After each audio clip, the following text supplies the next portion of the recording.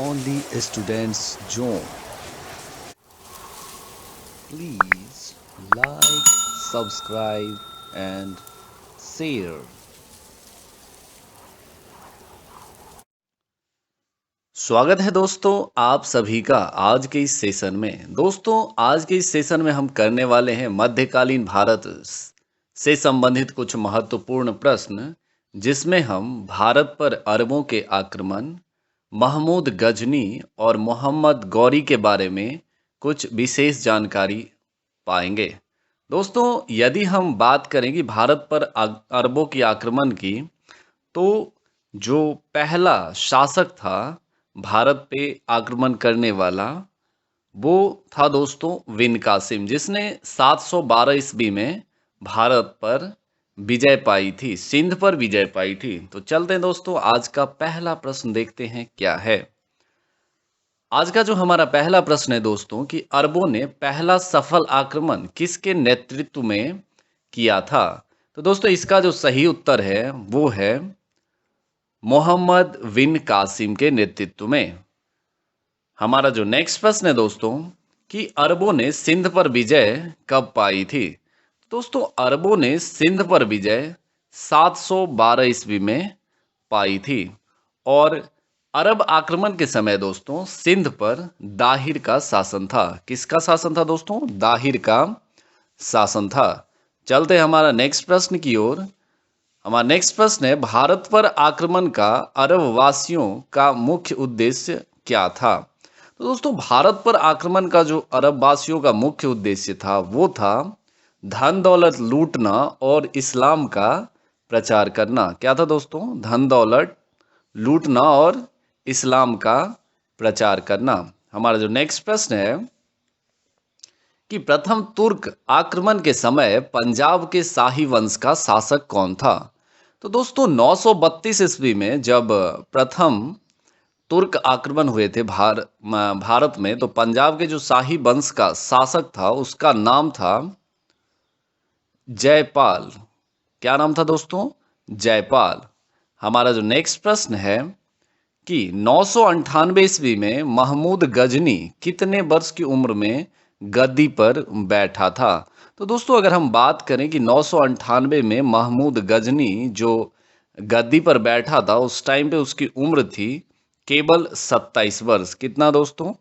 27 वर्ष। अगर हम महमूद गजनी की बात करें तो वो सुबुक्तगीन का पुत्र था, जिसका जन्म 1 नवंबर 971 ईस्वी में हुआ था।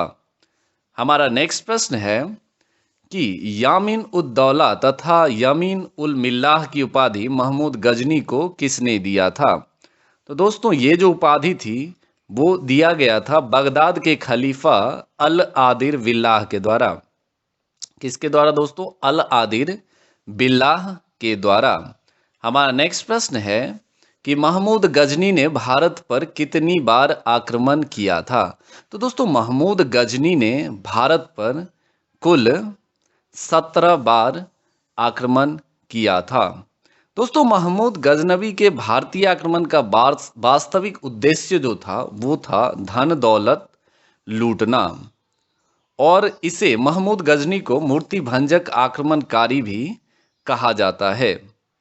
दोस्तों महमूद गजनी ने भारत पर जो प्रथम आक्रमण किया था वो 1000 ईस्वी में किया था, तथा पेशावर के कुछ भागों पर अधिकार करके वह अपने देश लौट गया था। जिसके बाद महमूद गजनी ने 1001 ईस्वी में शाही राजा जयपाल के विरुद्ध आक्रमण किया था। इसमें जयपाल की पराजय हो गई थी। जिसके बाद महमूद गजनी का 1008 ईस्वी में नगरकोट के विरुद्ध हमले को मूर्तिवाद के विरुद्ध पहली महत्वपूर्ण जीत बताई जाती है। दोस्तों महमूद गजनी ने थानेश्वर के चक्र स्वामीन की कांस्य निर्मित आदमकद प्रतिमा को गजनी भेजकर रंगभूमि में रखवाया था। हमारा जो नेक्स्ट प्रश्न है दोस्तों, और बेहद महत्वपूर्ण प्रश्न है कि महमूद गजनी ने सोमनाथ की मंदिर पर कब आक्रमण किया था। ये दोस्त प्रश्न बहुत बार पूछा गया है। तो दोस्तों महमूद गजनी ने सोमनाथ की मंदिर पर 1025 ईस्वी में आक्रमण किया था। और ये मंदिर दोस्तों सौराष्ट्र, जो कि अभी गुजरात में है, वहां पे इसने आक्रमण किया था। दोस्तों इस मंदिर की लूट से करीब 20 लाख दिनार की संपत्ति महमूद गजनी को हाथ लगी थी। और सोमनाथ की रक्षा में सहायता करने के कारण अहिलबारा के शासक पर महमूद गजनी ने आक्रमण भी कर दिया था। हमारा नेक्स्ट प्रश्न है कि सोमनाथ मंदिर लूटकर जाने के क्रम में गजनी पर किसने आक्रमण किया था? तो दोस्तों जब सोमनाथ मंदिर को लूटकर गजनी जा रहा था तो उस पर जो आक्रमण करने वाला शासक था उसका नाम था, वो था जाट। दोस्तों जाटों ने मोहम्मद गजनी पर आक्रमण कर दिया था। दोस्तों अगर हम बात करें कि महमूद गजनी की अंतिम भारतीय आक्रमण की, तो वो थी 1027 ईस्वी में, जो कि इसने जाटों के विरुद्ध किया था। हमारा नेक्स्ट प्रश्न है कि सुल्तान की उपाधि धारण करने वाला पहला शासक कौन था?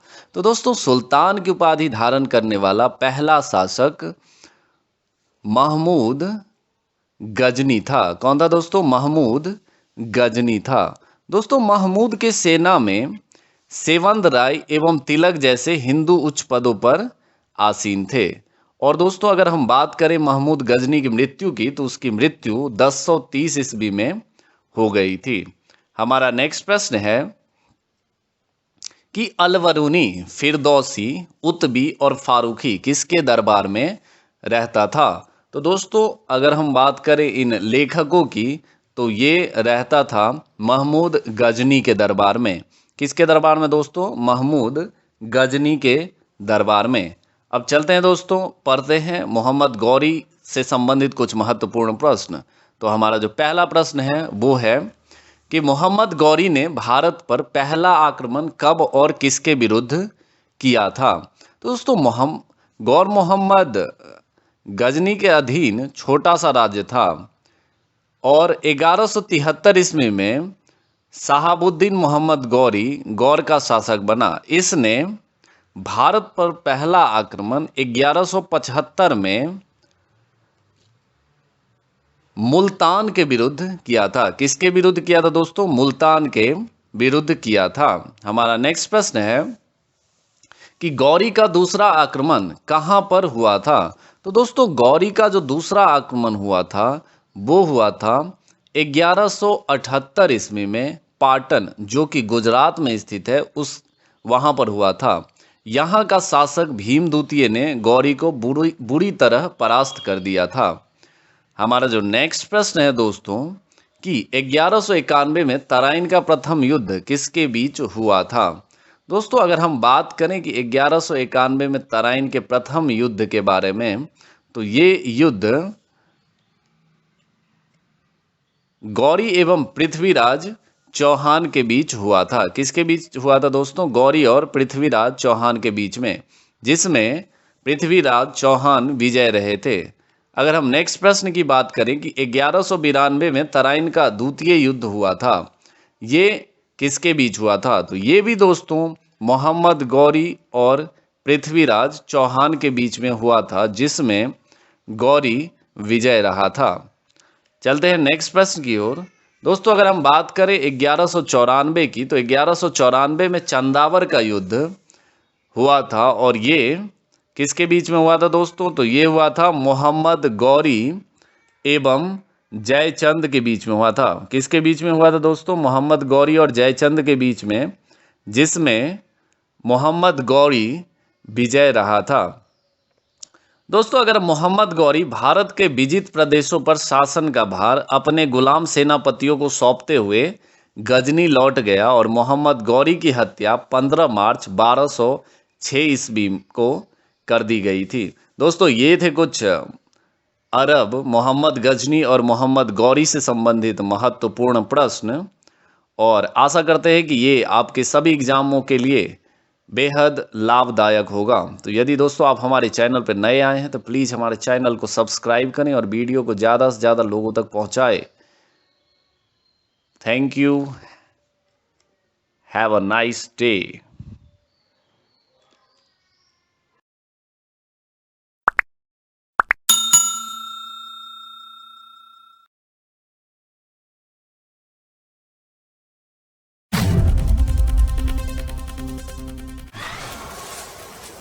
only students zone.